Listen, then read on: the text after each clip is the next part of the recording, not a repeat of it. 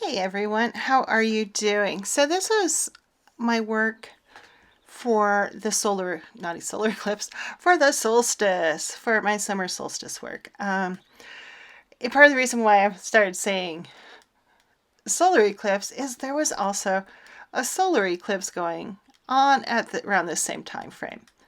So you have this aspect of the sun and the solar being like, I am here, I am shining, roar, hear me roar.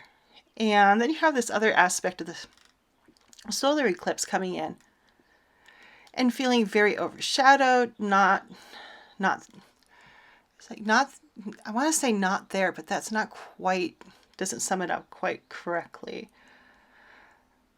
Of being very overshadowed and almost like washed out in the sun. Maybe that's a good way to put it. Washed out in the sun. I like that one. And really super intense. It was a weekend where I hope you took your time and did some self-care practices, things like that. Still not really a time to push things. Currently 6 or 5. I think it'll be 5 by the time this gets out to you. 5 planets in retrograde. We're in the middle of eclipse season. We just passed the solar eclipse with the solstice and the new moon. So much energy out there. So much energy to overwhelm. And then we have everything that's going on in the world, which is already very overwhelming. So you need to find that spot where you can like push it when you can push it and go for it. And the times where you're like, I just can't do anymore today. That I have to pull back, do some self-care. Yeah, it's much like the day I was working on this piece. It was a day I didn't have a lot of energy.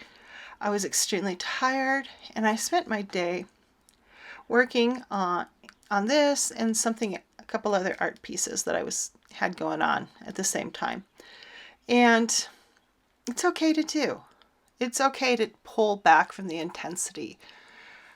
It's okay to pull back to process things that are new to you. If you've had a major revelation, you got to understand what it means before you can go out there and use it in the world. And that deals with anything personal around racism, politics, anything you've had this big kind of epiphany pop into your brain needs processing. It needs integration. And stepping back to understand those things, to take the time to process, because that's where you start to learn things. It's not in the moment of knowing. It's in what you do after you know. Because you can know all you want. If you don't use it, then, it's really kind of just neither here nor there. You're armchairing it. And, there's definitely times where you need to armchair it. But for a little while, if you're really trying to struggle and find how it works for you, you may need a little more extra processing time. But really, if all you ever do is like know things, then don't put them to use or work for you. They're just a bunch of jumble of knowledge. If you don't relate how your study of mythology applies to your life, applies to the world, then you just know a bunch of mythology. Sure, it's cool. Same with history. If you like history and you learn about it, because history is really fascinating. What they teach us in schools mostly is not fascinating. History is really, really interesting. It's a lot more Game of Thrones and a lot less boring than what school tends to make it out to be. But, if you study history and you only just study it as kind of this non-applicable creature, the past doesn't apply to the now, then why, you just have a bunch of interesting facts. A lot of it's learning how to take what you know and how you understand it and then apply it to the real world and then learn from the application of the real world. That's where that's where spiritual practices come in.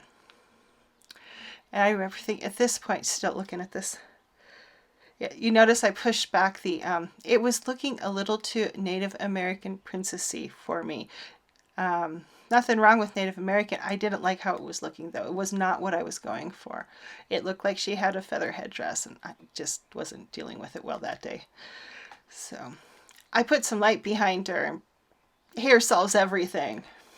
So this is a way of like looking at like, okay, I know I'm not enjoying what I'm seeing on my page. So I changed it. If I just left her, I'd be dissatisfied with this piece of art for all eternity. I'd be like, why didn't I fix that? Half of art is just keeping going. And it's the same thing when you get an epiphany. You get the initial epiphany, you process it, you internalize it, you apply it, and then you keep refining it until you get it where you need it to be. And that can be on a personal level, spiritual, on a larger level of your communities, your states, your governments, all that kind of stuff. Spirituality is not just